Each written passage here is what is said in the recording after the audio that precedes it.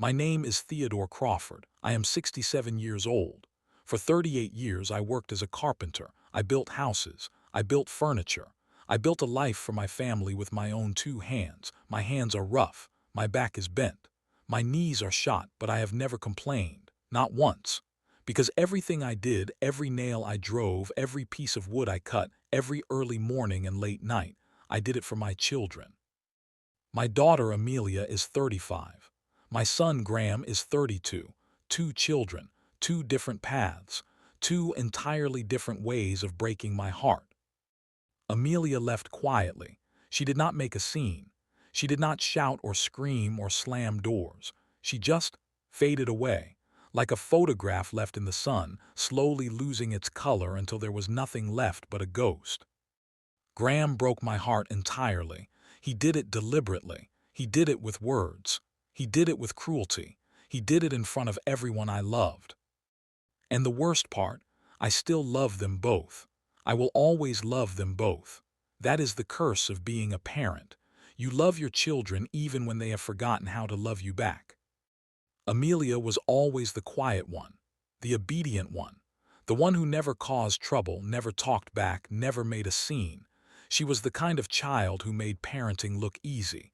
She did her homework without being asked. She cleaned her room without being told. She helped with her younger brother without complaining. I should have known that her silence was not peace. It was pain. It was fear. It was the quiet desperation of a child who had learned that her needs did not matter. I did not see it. I was too busy working, too busy providing, too busy building houses for other people while my own house was crumbling around me. Graham was the loud one, the demanding one, the one who needed constant attention, constant validation, constant reassurance. He was not a bad child, he was just exhausting. He took everything I had and asked for more, and I gave it. I gave it because I loved him. I gave it because I thought that was what good fathers did. But in giving everything to Graham, I gave nothing to Amelia. I did not see her slipping away. I did not notice when she stopped talking to me. I did not notice when she stopped eating dinner with us. I did not notice when she started spending all her time in her room, behind a closed door, in a silence that should have been a warning. She left for college and never came back. Not really. She would visit for holidays. She would call on birthdays, but she was never there, not the way she had been before. Something had broken inside her and I did not know how to fix it. When she got married, I was not invited to the wedding. I found out from a cousin who had been invited, who had attended, who had watched my daughter walk down the aisle without me. I called her, she did not answer. I left a voicemail. I asked her why. She never responded. That was 8 years ago. 8 years of silence. 8 years of wondering what I had done wrong. 8 years of staring at the phone, willing it to ring. Graham, meanwhile, stayed close. He lived in the same town. He visited every Sunday. He brought his wife, his children, his loud laughter, his constant demands. He took and took and took, and I gave and gave and gave because he was all I had left. I helped him buy his first house. I co-signed his car loan. I paid for his children's private school. I gave him money when he was in a pinch and never asked for it back. I did all of this because I loved him, because I was afraid of losing him too, because I could not bear the thought of having no children at all. But Graham was not grateful. He was entitled. He believed that everything I had was his by right. He believed that I owed him. He believed that my love was a debt that could never be fully repaid. I did not see it. I did not want to see it. I told myself that he was just high-spirited, just confident, just a man who knew what he wanted and was not afraid to ask for it. I was wrong. I was so wrong. The breaking point came on my 65th birthday. I did not want a party. I am not the kind of man who enjoys being the center of attention. I wanted a quiet dinner, just me and Graham and his family. Maybe a phone call from Amelia if I was lucky. Graham insisted on throwing a party, a big one, at his house. He invited all his friends. He invited his in-laws. He invited my neighbors. He invited everyone except Amelia. "Why didn't you invite your sister?" I asked him. "Amelia doesn't want to come," he said. "She made that clear years ago. She wants nothing to do with us." "That's not true. She needs space. She needs time. She needs to get over herself," Graham said. "She's been holding a grudge for years. It's pathetic." I did not argue. I never argued with Graham. It was easier to let him have his way. It was easier to keep the peace. The party was at Graham's house. It was lavish, expensive, over the top. There was a caterer. There was a live band. There was an open bar. It was the kind of party that Graham loved and I hated. I stood in the corner holding a glass of champagne I did not want, smiling at people I barely knew. Graham was at the center of the room, holding court, telling stories, laughing loudly. He was the star of the show. He always was. Then he raised his glass for a toast. "To my father," he said, "the man who gave me everything." Everyone raised their glasses. I smiled. I felt a swell of pride. Maybe I had been wrong about Graham. Maybe he did appreciate me. Maybe he did love me. Then he kept talking. "The man who worked his whole life and has nothing to show for it. The man who gave me everything I have and is now dependent on me to take care of him. The man who is old and broken and useless." The room went silent. "I love my father," Graham continued. "I love him because he taught me what not to do. He taught me that hard work is for suckers. He taught me that being poor is a choice.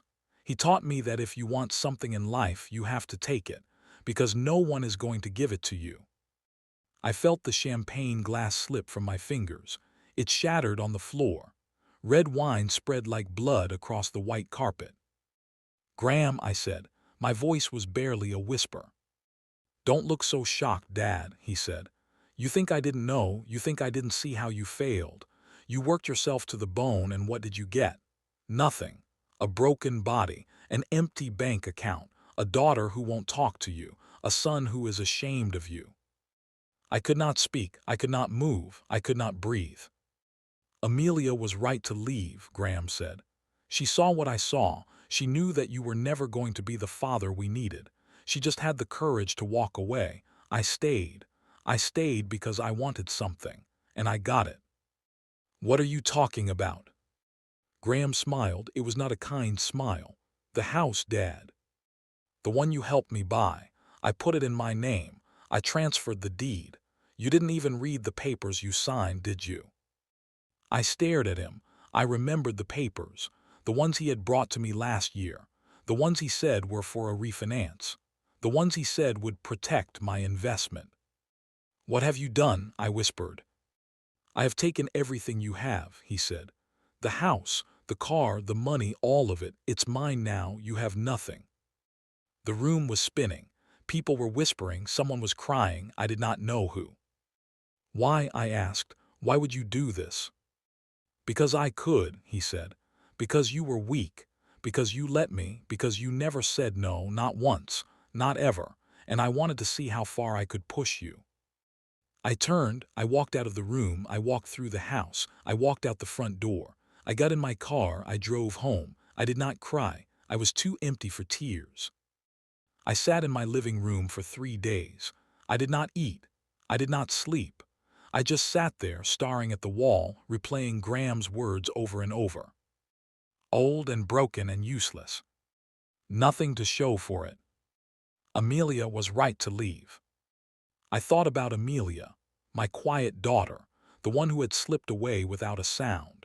I thought about the years I had ignored her, the years I had given everything to Graham and nothing to her, the years I had failed to see that she was drowning while I was busy saving my son. I thought about the wedding I was not invited to, the grandchildren I had never met, the life she had built without me.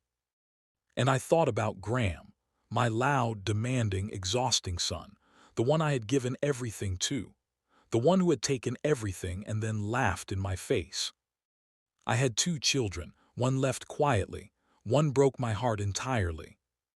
And I was all alone. I do not know how long I sat there. It could have been hours, it could have been days. Time had lost all meaning.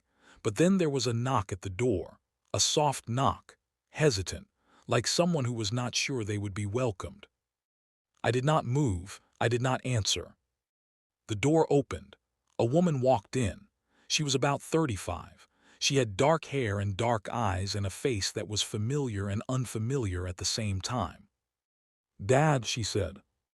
It was Amelia. I stared at her. I could not believe it. After 8 years of silence, she was standing in my living room. "Amelia," I whispered. "I heard what happened," she said. "Someone from the party called me, one of Graham's friends. She was horrified. She said you looked like you were going to collapse.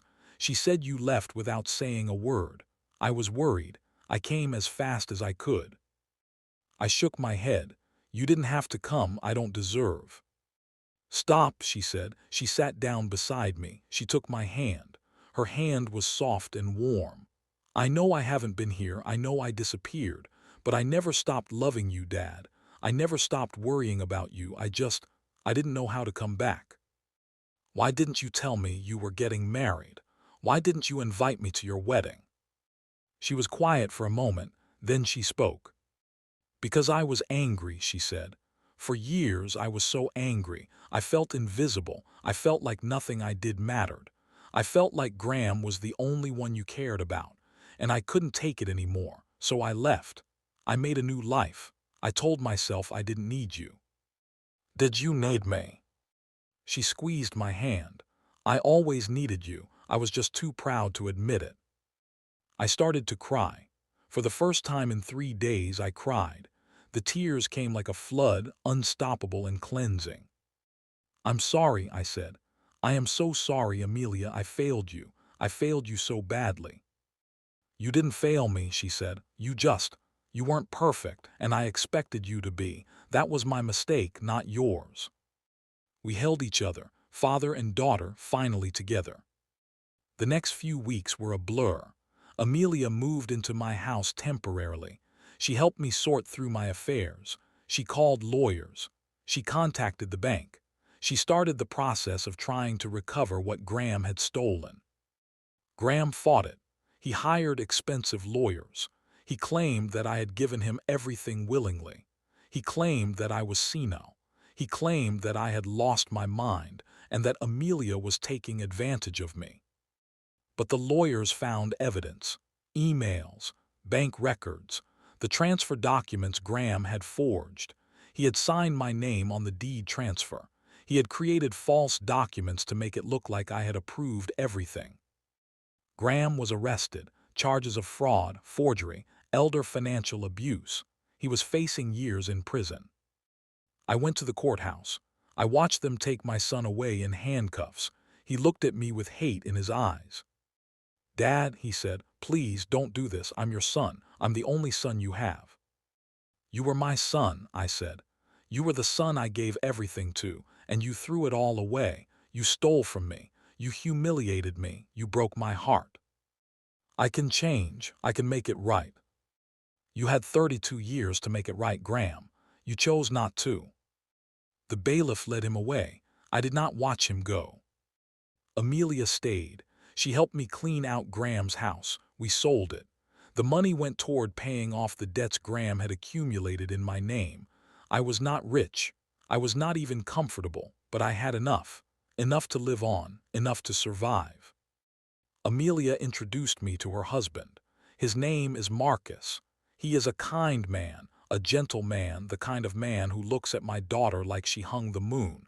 He thanked me for raising such an amazing woman. He did not mention the past. He did not mention the 8 years of silence.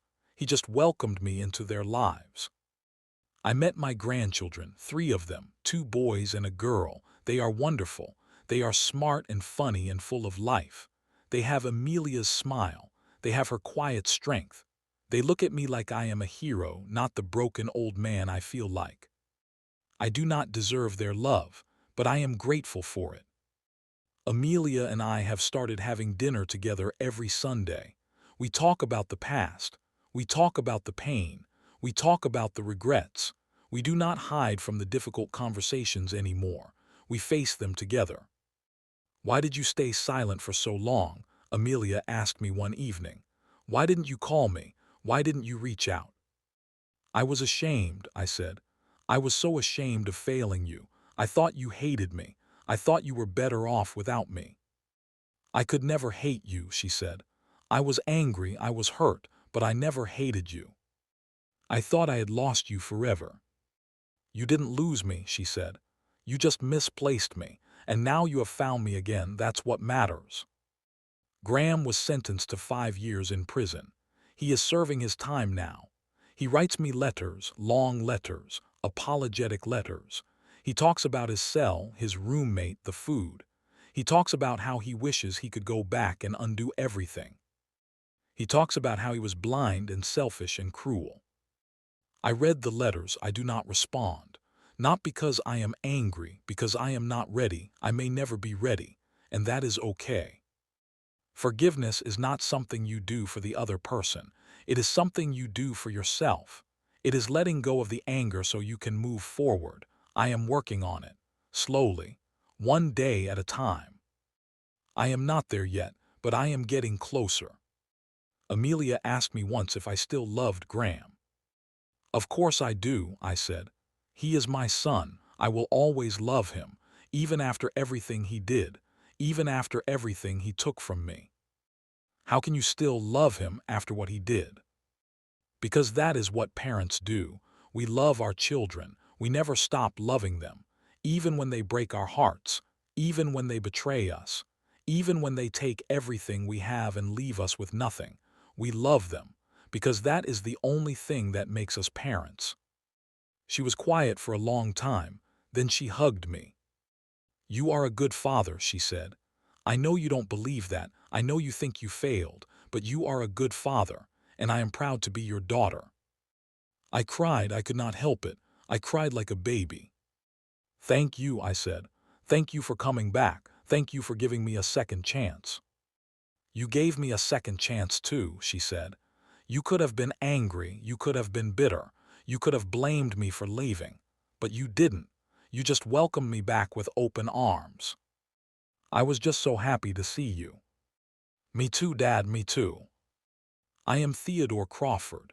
I am 67 years old. I am a retired carpenter. I have rough hands and a bad back and a heart that has been broken and mended and broken again. My daughter left quietly. She slipped away without a sound, and I did not notice until she was gone, but she came back. She came back and saved me. My son broke my heart entirely. He took everything I had and laughed in my face. He humiliated me in front of everyone I loved. He stole from me and lied to me and betrayed me. But I still love him. I will always love him. He is my son, and I hope someday he will find his way back to me. That is what parents do. We hope, we love, we leave the door open. Even when it hurts, especially when it hurts.